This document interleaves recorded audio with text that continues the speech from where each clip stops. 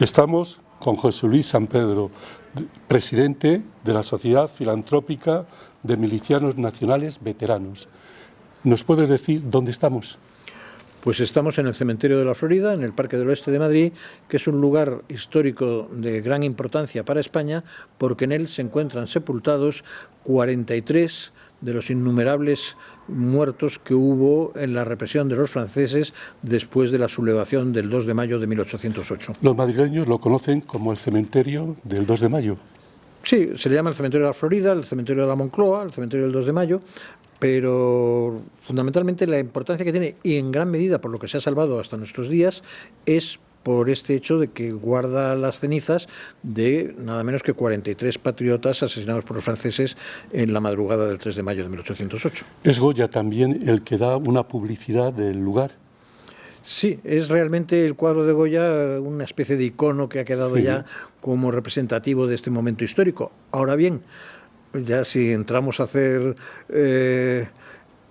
un poco de investigación histórica, hay que tener en cuenta que este cuadro que pinta Goya una vez acabada la Guerra de la Independencia, 6 años después, creo. 6 años después, es un medio que encuentra Goya para salvarse de la limpieza que se hace de los funcionarios que han sido en la corte de José Bonaparte, de Pepe Botella, el rey intruso de España por parte de los franceses.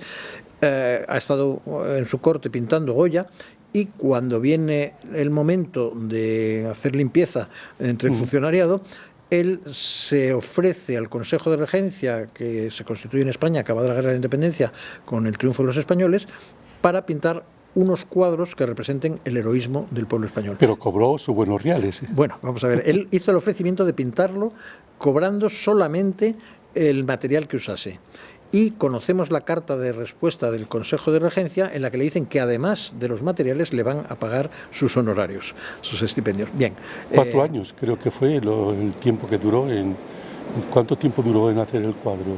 No, lo pintó inmediatamente. ¿Ah, sí? Sí, lo tardó muy poco, y esa es una parte también de la explicación de algunas particularidades de esta pintura.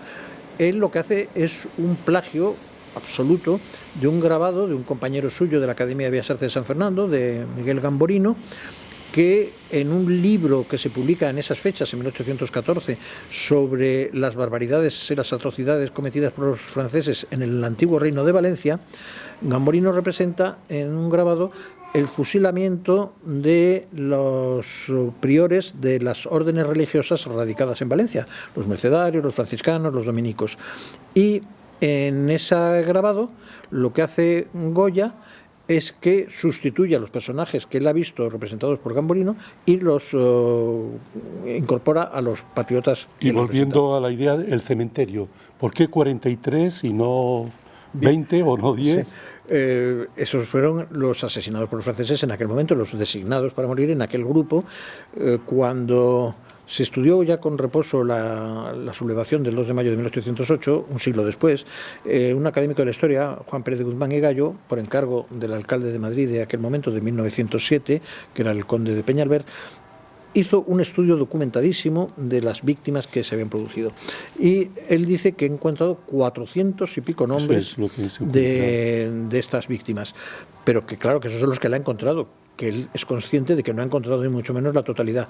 Él piensa que puede haber entre 1.500 y 2.000 muertos aquellos días. ¿Y los 43 fueron fusilados en Príncipe Pío? Bien, hay muchas dudas, ha habido muchas leyendas a lo largo de los siglos que han pasado entre medias.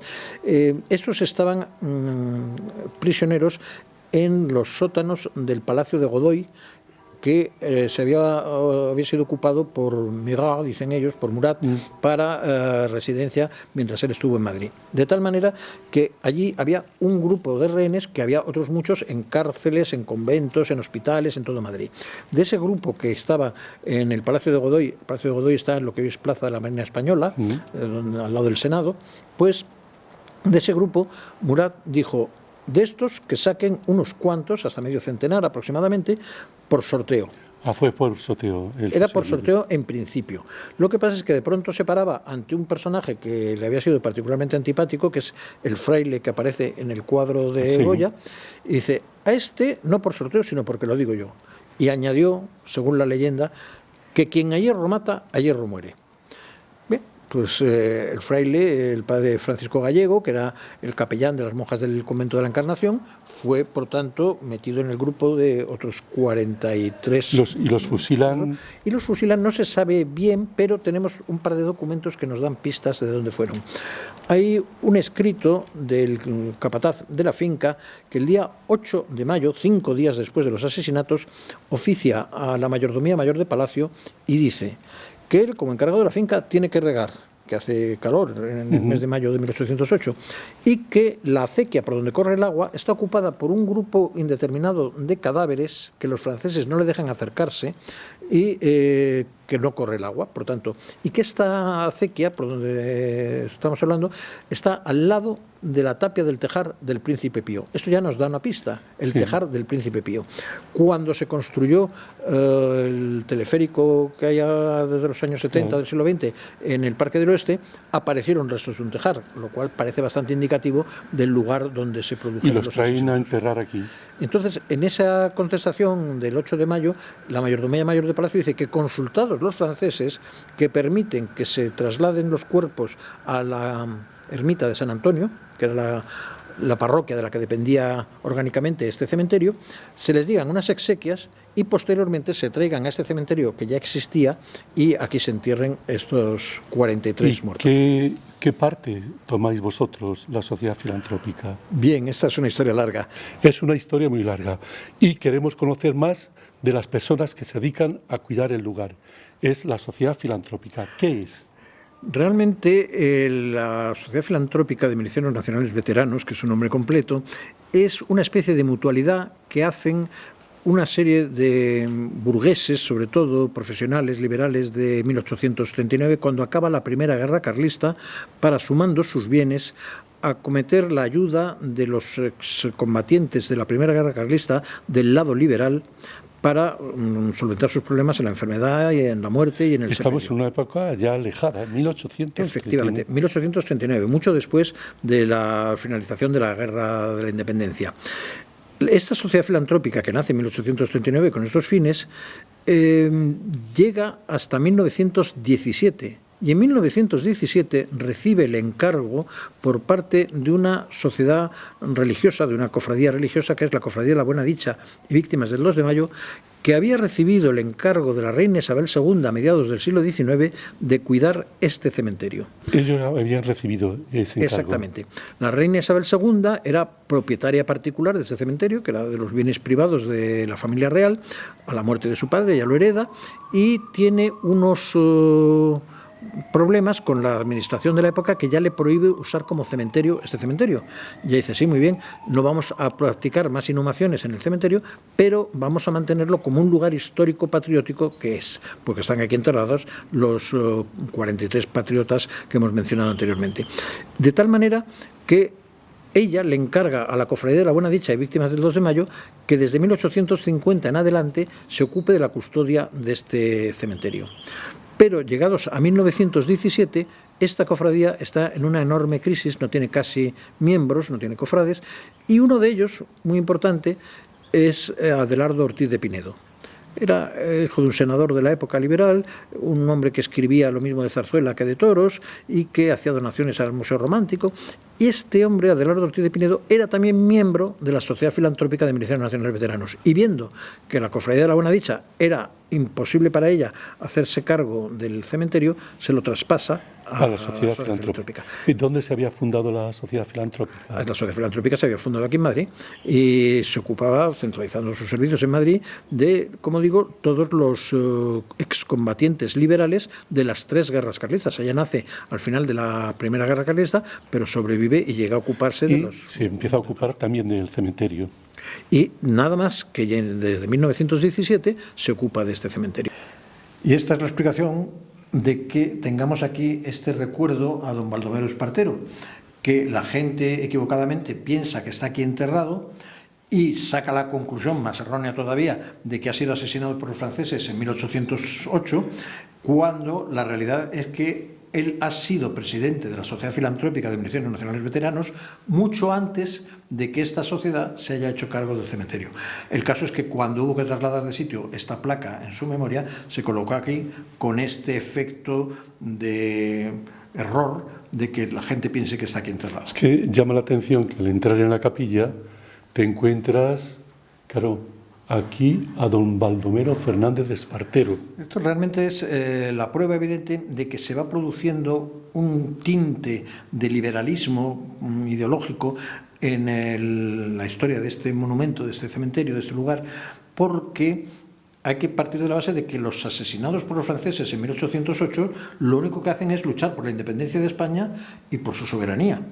Pero desde el momento en que en 1917 se hace cargo de ella la Sociedad Filantrópica de Milicianos Nacionales Veteranos, se empieza a teñir de homenaje a la Constitución de 1812 y a los principios que de ellos se derivan a lo largo de todo el siglo XIX, las guerras carlistas y demás, con lo cual parece que los patriotas que están aquí enterrados han luchado y defendido y muerto por la Constitución de 1812, lo cual es erróneo totalmente. Eso les coge a ellos muy lejos porque faltaban 4 años para que las Cortes de Cádiz promulgasen esa Constitución. Pues vamos a bajar a la capilla, a ver, bueno, a la cripta, a ver qué encontramos ahí. Perfecto. Nos encontramos en este momento en el lugar más importante de todo el complejo del cementerio, porque es aquí donde se encuentra la sepultura de estos 43 patriotas que justifican su pervivencia a lo largo de los años.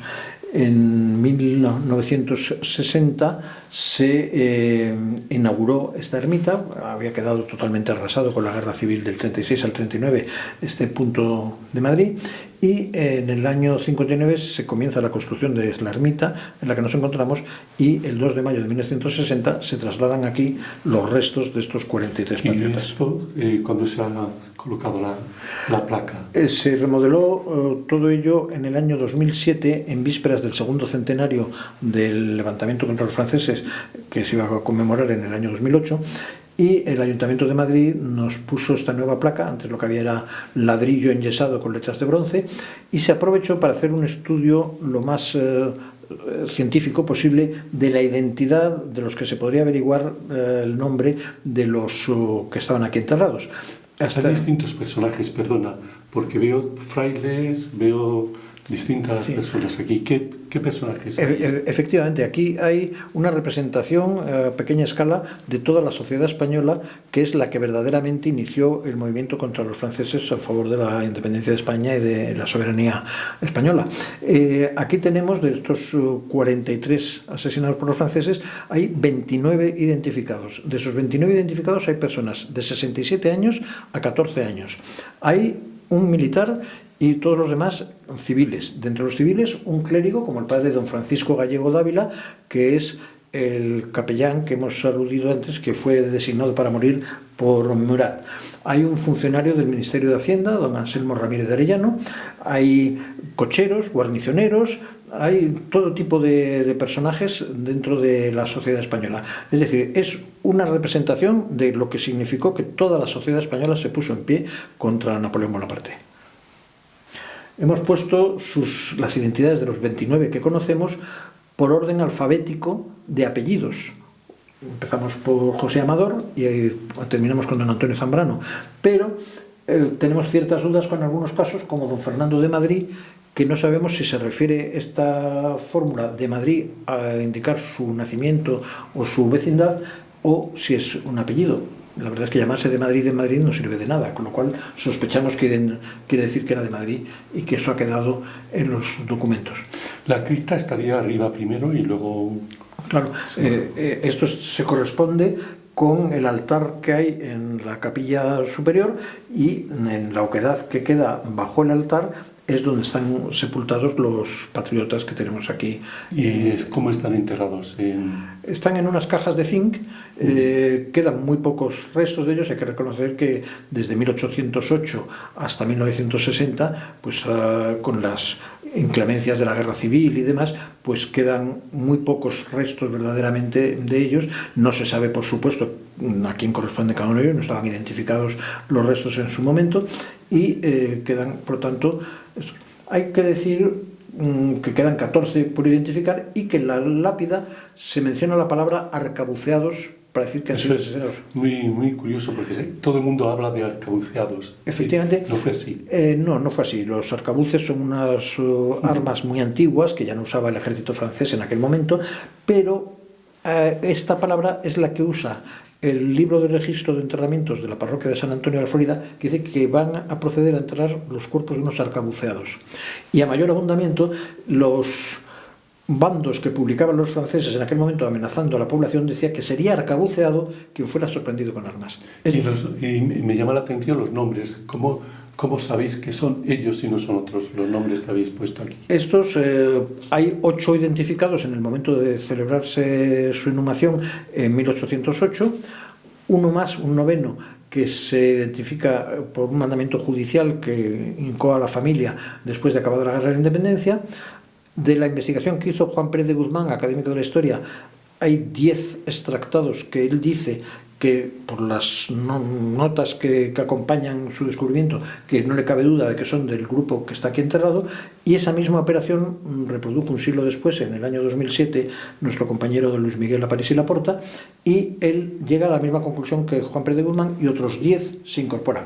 Es la forma en la que han incorporado. Ya los 14 que faltan va a ser muy difícil que lleguemos a... Es muy interesante saberlo. Y quizás sea interesante también el desmentir una cosa que se ha dicho de buena fe, y es que aquí hubiera estado enterrada Clara del Rey.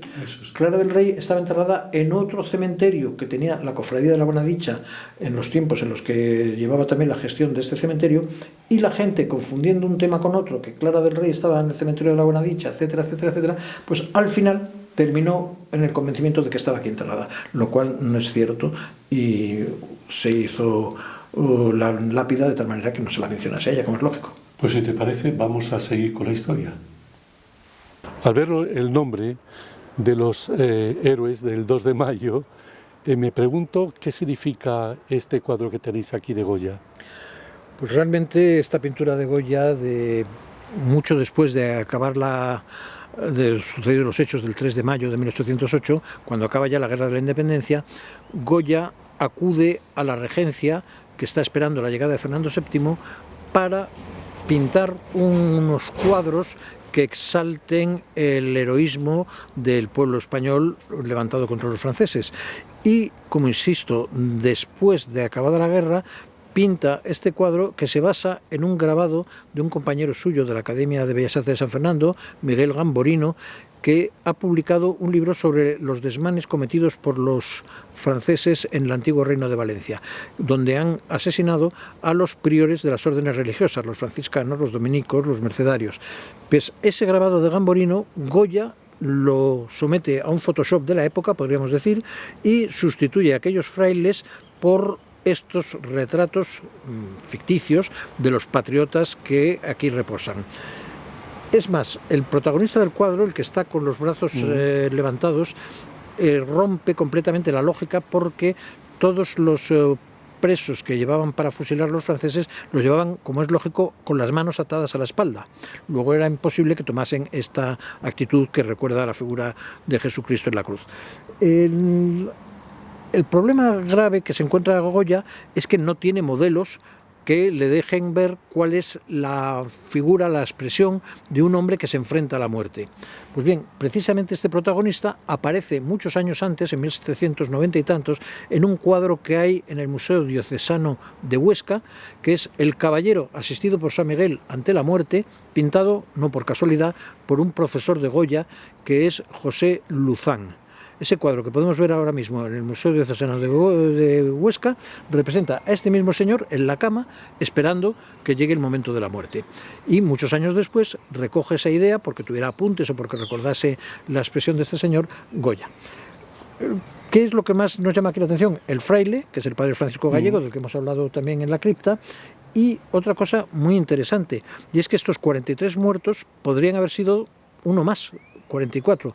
Hay la historia de un asturiano, Juan Suárez, que al notar que esas ligaduras que le mantenían las hermanos sujetas a la espalda se le habían soltado, él toma la decisión, un despropósito, pero que le sale bien, de hacerse el muerto, y cuando van cayendo sus compañeros fusilados, él se hace el muerto y al cabo del rato echa a correr y se dirige a la ermita de San Antonio para que le ayuden. Allí no había nadie, se va a la ermita del puerto, de Nuestra Señora del Puerto, y finalmente, cuando acaba la Guerra de la Independencia, él hace un memorial en el que cuenta todas sus aventuras y nos da bastantes detalles de qué ocurrió aquella triste noche del 2 al 3 de mayo de 1808 en estos parajes de la Moncloa.